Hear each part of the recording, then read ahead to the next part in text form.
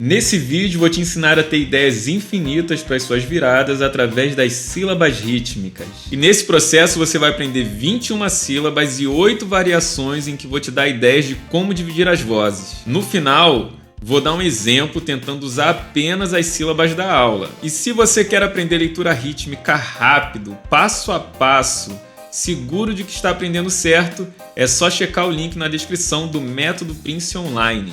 Primeira coisa, temos que conseguir parar de tocar no tempo em que será feita a virada. E uma observação, nessa aula, todas as viradas e todas as sílabas estudadas serão de um tempo.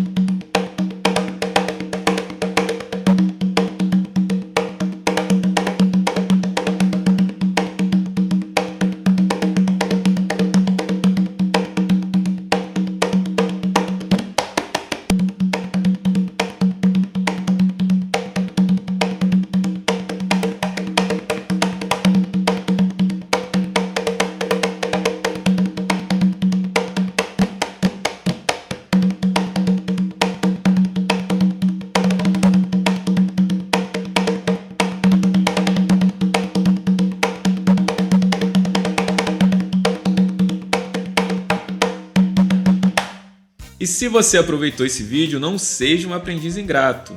Deixe seu like, seu comentário e compartilhe. Assim eu fico sabendo que você gostou, faço mais vídeos como esse e outras pessoas também vão receber e também serão ajudadas.